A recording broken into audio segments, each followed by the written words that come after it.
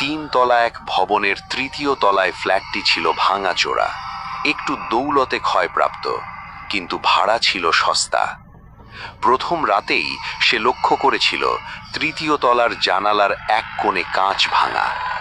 হয়তো কোনো পূর্ববর্তী ভাড়াটে ভেঙে ফেলে গেছে, সে নিজের সাথে বলে আত্মবিশ্বাস বজায় রাখার চেষ্টা করল। কিন্তু রাতে যখন রিয়া ঘুমানোর চেষ্টা করছিল, সে হালকা ঝাপটার শব্দ শুনতে পেল, যেমন কেউ তার ঘরের ভাঙা জানালার পাশে দাঁড়িয়ে ধীরে ধীরে দুলছে। রিয়া চোখ খুলল, কিন্তু ঘরে কেউ ছিল না, শুধু বাতাসের হোঁচট ভাঙা কাঁচের মধ্যে ঢুকছে। শুধু বাতাস, হ্যাঁ শুধু বাতাস, সে কণ্ঠে কেঁপে কেঁপে বলল। কিন্তু তখনই সে লক্ষ্য করল জানালার ভাঙা অংশ থেকে হালকা শারীরিক ছায়া সরে যাচ্ছে। একটা হাত ধীরে ধীরে ভেতরে ঢুকছে। রিয়ার হার্ট শুরু করল অস্থিরভাবে ধকধক করা।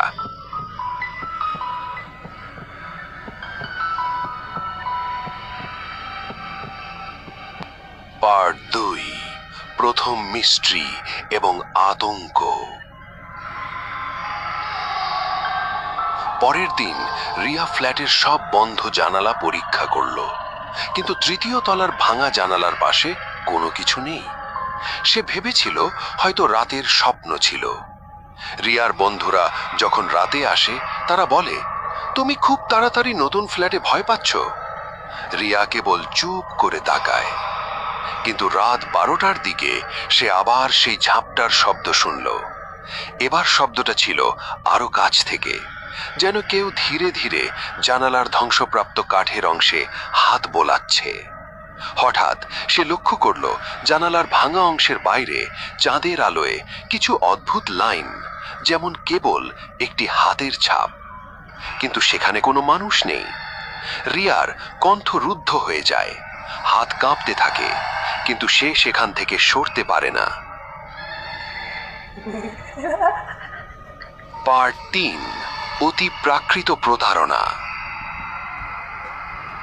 পরের কয়েক রাতের মধ্যে রিয়া লক্ষ্য করল যে প্রতিটি রাতেই সেই ভাঙা জানালার ধারে নতুন চিহ্ন তৈরি হচ্ছে। কখনো একটি ছোট হাতের ছাপ, কখনো একটি চুলকানো শব্দ, কখনো ধীরে ধীরে দূরে দূরে কোনো শিশুর কান্নার আওয়াজ। এক রাতে সে সাহস করে জানালার দিকে তাকালো। হঠাৎ ভাঙা কাঁচের ফাঁক থেকে হালকা বাতাস নয়, বরং কেউ চুপচাপ তার দিকে তাকাচ্ছে। একটি ছোট ছায়ামূর্তি, চোখ পুরো অন্ধকার, কিন্তু তার দৃষ্টি যেন রিয়ার মনে ঢুকছে। রিয়া চিৎকার করতে গিয়ে